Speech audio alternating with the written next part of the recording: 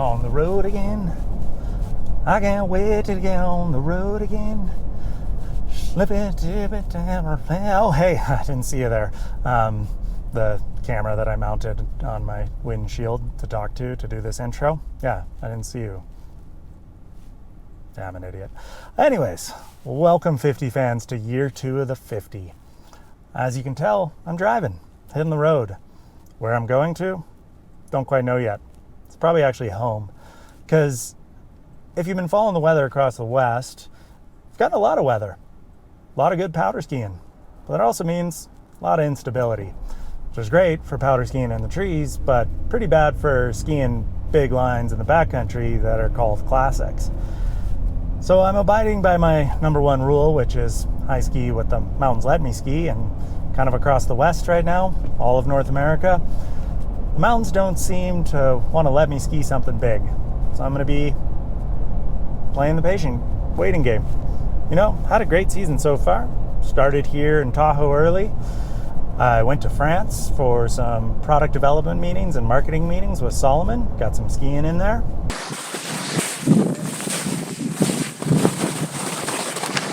I went to Alaska for the holidays with my wife's family. Got to ski some powder and do this.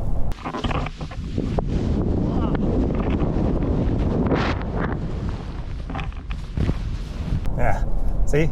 Still got it for an old ski mountaineer. And then, been skiing POW here at home. Lapping, squaw, touring in the backcountry, having a good time. Truckee, nowhere in California. Whew.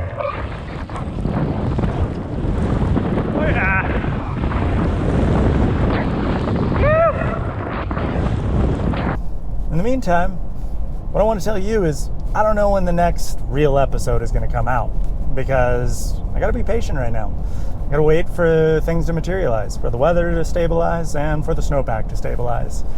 I'm going to keep my eyes open and see what's out there, but could be next week we get a line, could be another few weeks. You know, that's all part of this whole project is it's going to get harder and harder. Last year I had 49 lines to choose from.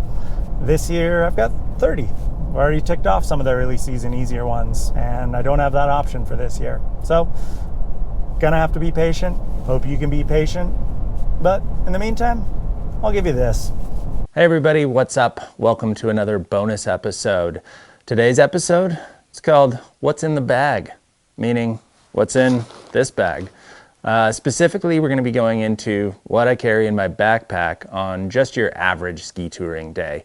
Not more in the ski mountaineering realm, just kind of like your day-to-day gear. So let's get into it.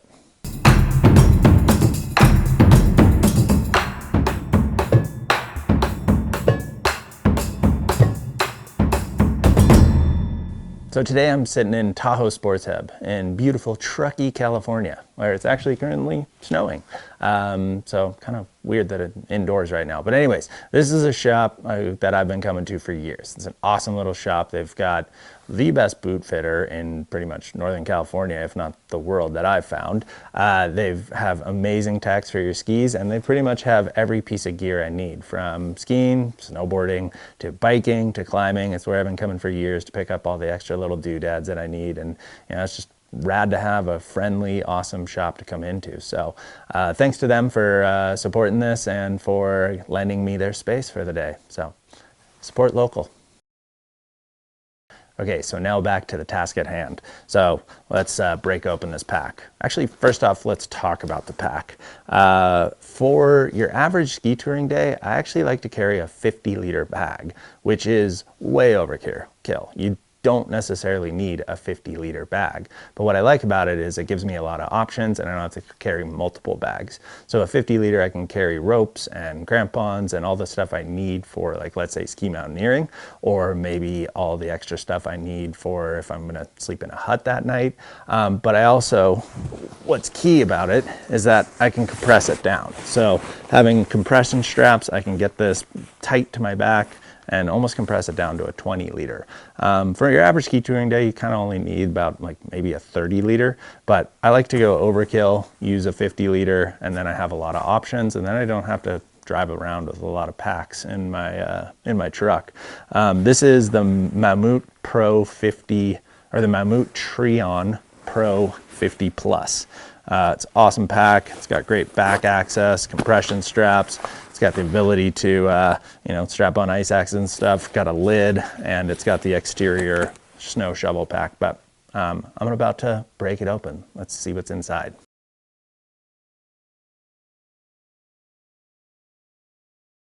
Okay, so now our bag is unloaded. We've got everything here. Again, 50 liter, compressed down.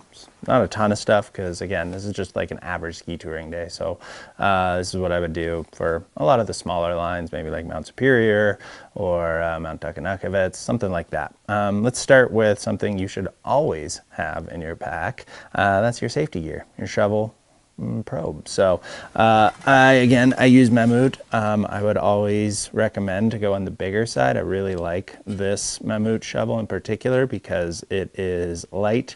It's kind of got a flat angle to it, so it packs well and it chops blocks really well, but then it's got a big scoop. You don't want those tiny little shovels, or I mean, you might want those, but your buddy who's buried below you, he doesn't want you to have a small shovel. So I always err on the side of having a shovel that just is small enough to fit in my pack, but big enough to dig effectively. So this Mammut has been kind of my favorite one I've found yet, mainly because it's light, but it's big. When it comes to probes, I use a Mammut probe as well.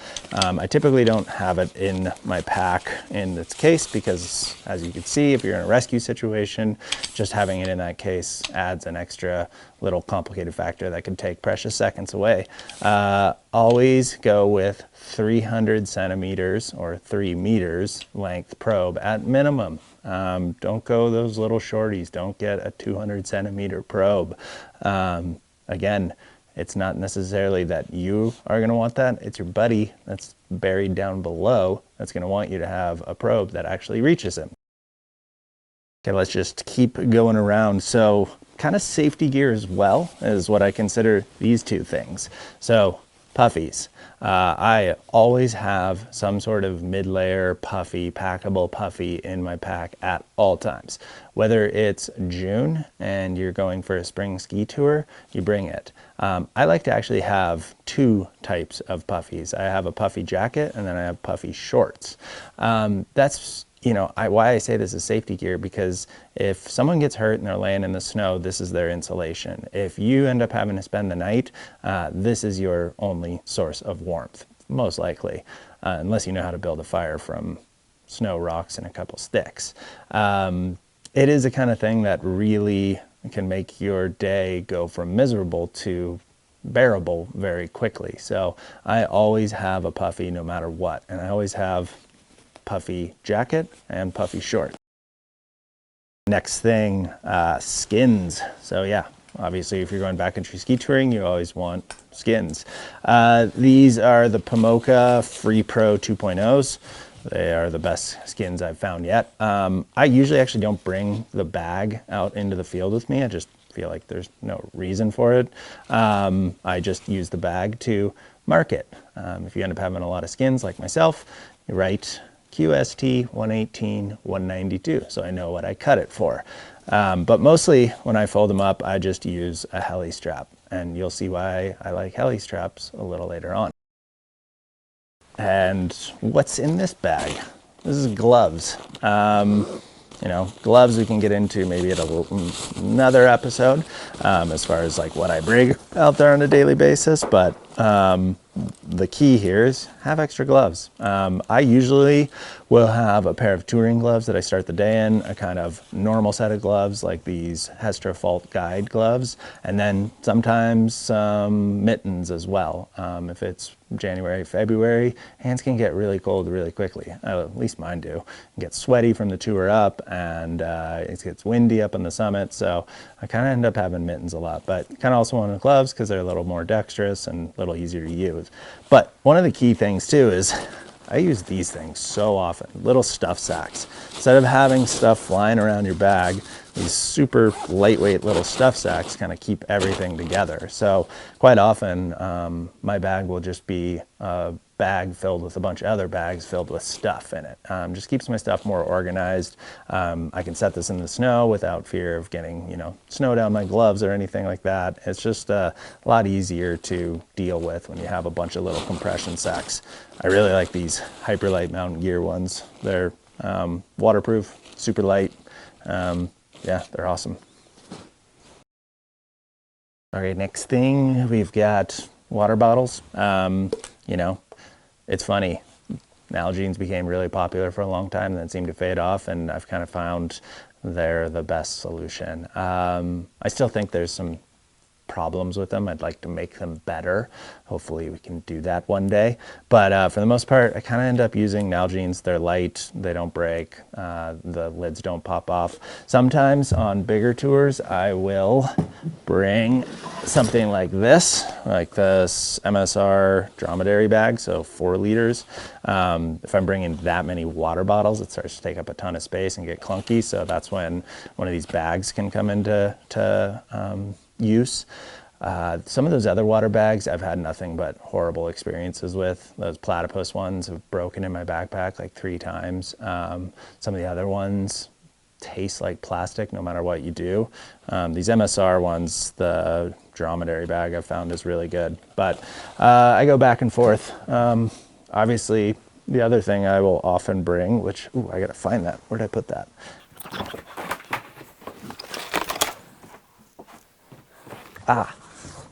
It was right here all along, is a thermos or a Yeti. And if you follow me on social media, you'll see that I most likely put miso soup in it because it's salty and it's delicious. Generally in the winter, I end up bringing a thermos like a Yeti. This 18-ounce Rambler works perfectly, screws tight. It's fairly lightweight for how well it insulates. So those are kind of my options for hydration. I'm always mixing with it. Sometimes I'll bring 1 liter for short tours. Sometimes I'll bring, just this and just this on bigger days. If you're going to be out all day, sometimes just fill up 3 liters of water. I'd say my average is about 2 liters of water that I bring in the backcountry. So there you go. All right, let's just keep working around the line. So helmet. I always wear a helmet for the most part. I mean, there's certain days I don't, but for the most part, it's why not. Something like this, the Smith Code, it's super lightweight, fits over all sizes of beanies and hats, or fits, without that. It's just a really good helmet. It's one of my favorite ones I found. One of the cool things I do is this little modification. So you probably can't see that. I'll get a close-up of it. Is this little mod I did right there. So I drilled a little hole, which I don't necessarily recommend drilling holes in your helmet, but this seems like a piece that wasn't a protective piece, and put a little elastic cordelette right there. And then what I can do is, instead of having to use those weird helmet carry systems or just have this thing dangling off your backpack like this, which I hate because it collects snow, I use these little mini carabiners attached to my daisy chains, and I just clip it on right like this, which I'm fumbling at right now. It's probably because I'm talking to the camera, but all of a sudden, there we go. I've got a super secure, easy system, easy on, easy off. So that's my little mod. Hopefully we can maybe incorporate something like that into a helmet one day, instead of having to do it myself. As you can tell, kind of mod a lot of things. Okay, yes, back to safety gear. So Babystick. Essentially, this is a satellite transponder. So this would be kind of what we were talking about last year during that Joffrey rescue. So this is something that is an emergency use. It's an emergency beacon, PLB. There's a lot of different names for it, but I started using the Babystick last spring. The reason why I started using this is mainly because the pricing plans were really flexible. So I've used pretty much every single one of these like satellite transponders that you can text with, that you can share your location with, that you can track with. I've used a lot of them, and what gets up expensive is the pricing plans. Essentially, you're paying $60 a month to have to activate it, to use it, to send texts out, to track yourself, all those kind of things. But then let's say you don't want to pay $60 every month, you end up having to cancel it, and then they charge you a reactivation fee, and it just adds up really quickly. It's something I'm willing to pay because it's a safety device and I've used these things, but Babystick is offering much more flexible plans. It's kind of like a la carte deal. You're kind of paying per text or pay a group of text, and I found it to be cheaper and easier to use. The great thing about this one too, you get in here, which is hard to open, which is good because you can emergency charge your phone. So if you are having to text with emergency services, if you hit the SOS button and you're running out of battery, it's got an extra battery to charge your phone off of. Yeah, this is the Babystick, something I've been using, something I always carry. As you can see from accidents like happened on Joffrey last year, it's really important to have these, and it's really important to understand how they work, how rescue works, and all that stuff behind it. So get something like this, might save your life. Speaking of life-saving stuff, we are looking at right here my emergency safety medical kit. So I kind of just build it myself. When I was talking about heli straps, why is there a bunch of heli straps on here? Because heli straps I found to be one of the most useful items in the backcountry. You can fix a boot like I did on Pyramid Peak last year when my modified boot I built, and I didn't build it quite well enough, and I had a screw pop out on it and the whole boot fell apart. I just used heli straps, strapped back together, and was able to descend. I've seen people strap their boots to their broken bindings and broken skis with them. And then for safety, you can, if you have to splint somebody, you can actually attach that with these heli straps. So here I have 4 heli straps, and in total I generally have like 6 heli straps. From the one around my skis to the one around my skins to these extra 4. I feel like that's kind of an appropriate number that you can use to fix everything, and I just collect these over the years from various sources. But SAM splint, this is I think one of the most important things to have out there.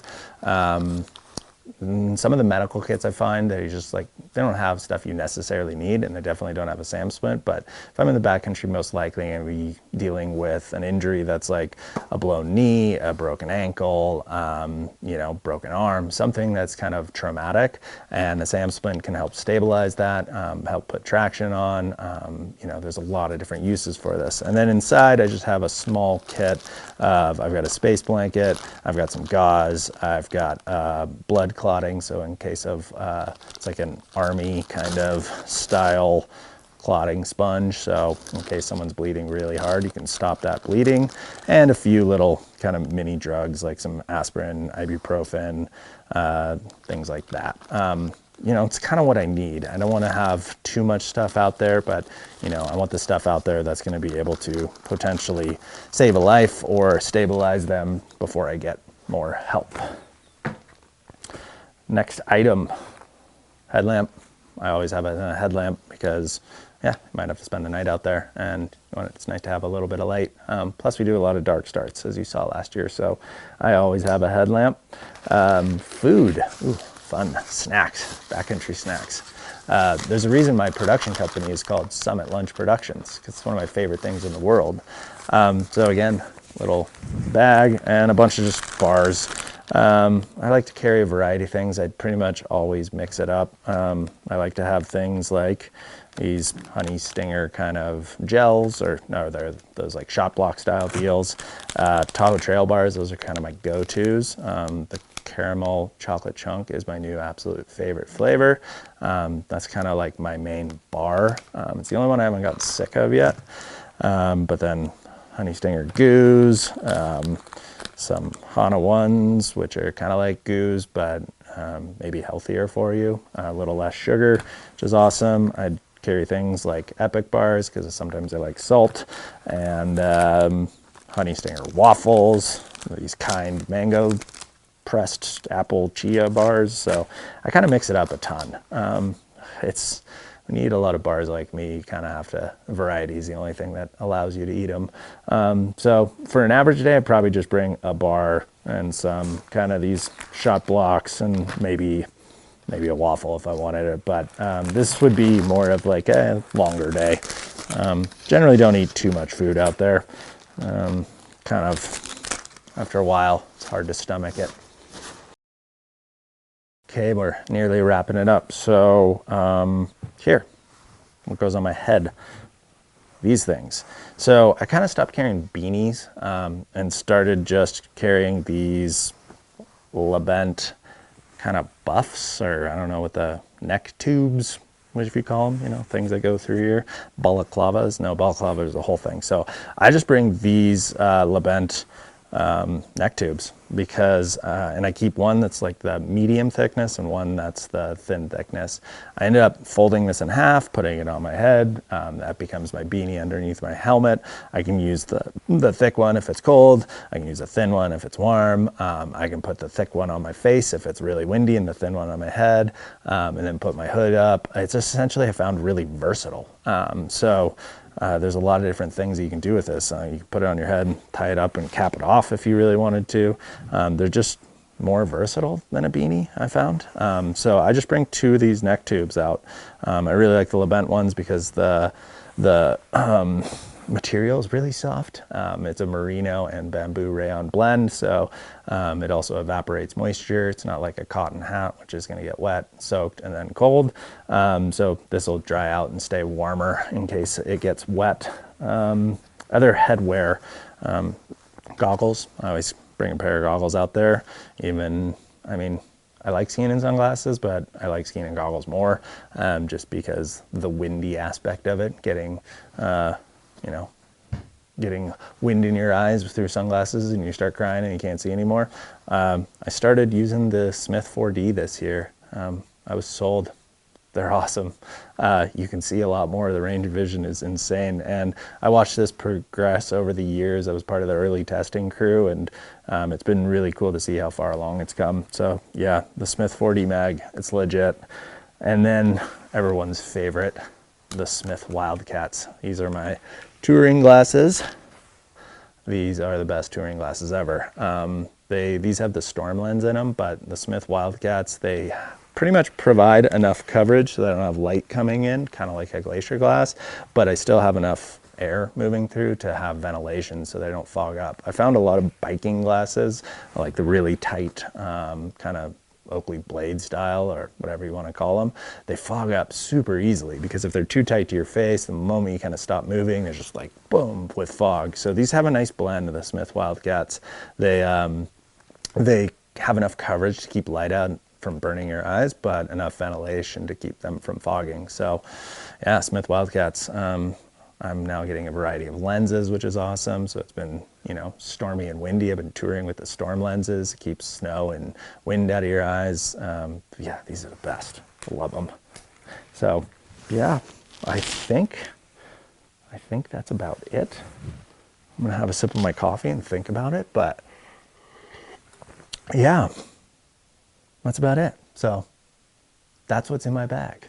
That's what's kind of in my bag for your average day of ski touring. So if you have any more questions, just shoot them in the comments. I'll do my best to answer below. Until next time, happy skiing. Nope, I was wrong. There is a few more things I wanted to talk about. So yeah, let's get into it. So this is kind of other stuff. That is kind of other options. So like I said, some of them like the MSR dromedary bag, but things like this, like a snow saw. So a snow saw is not always in my backcountry kit, but if I plan on digging a pit, then yeah, I will bring out a snow saw. I got this black diamond one this year. I really like it. Or a Reusch block cord. Your Reusch block cord to essentially, cut Reusch blocks and dig pits and whatnot. They're really good. The only thing is you can't use them with carbon fiber probes because of all these little metal pieces. So if you have an aluminum probe, use these. If you don't, use a snow saw. And ooh, oh yeah, some of my other favorite gear. So multi-tool. I generally don't actually bring a multi-tool out there in the field. Sometimes I'll bring just a knife, but I'll always have this in my car. I want to make sure I'm adjusted and things are correct and fixable before I go out there. And generally the problems I've had out there that with equipment breaking, a multi-tool couldn't fix. So it's always with me though, in some sort of way, just maybe not in my backpack. Sunscreen, this is always in my pocket at all times. This is my favorite one, the Pisbuin Glacier Cream. This is by far the best sunscreen I've ever found, and it's not available in America. So every time I go to Europe, I buy like 4 or 5 of these and bring them back. Yeah, I could go really into why I like this, but mainly Pisbuin Glacier Cream is the best. This Pearl sunflower speed paste, so essentially some sort of wax. Let's say it's late spring, it's starting to get gloppy, it's starting to get sticky, all that kind of stuff. So this, you will be everybody's hero if you bring this in your bag that day, because you've got the 2-mile, 3-mile long cat track back to the car, and it's super gloppy, pretty much end up skating downhill the whole time. Bust this out before that happens, wax up your skis, all of a sudden you're flying home. And then obviously all your friends are gonna want some as well. So that's why I said you'll be a hero. I'll pretty much bring this out again on super warm spring days. Oh, and my last favorite thing. This is something I always talk about. I think it's the best little invention ever, and it wasn't made for skiing. So MSR little camp pot cleaner, I think is what it is. But I just always have this in my pocket and my leg pocket to scrape off your skis, scrape ice off the bottoms, off the tops, brush out your bindings. I see a lot of people bring scrapers out there, but this thing is way more useful than that. So yeah, it's this little camp pot cleaner. Always have it on me, always in my pocket. All my friends end up usually borrowing it. So cool. That's actually the end. Later.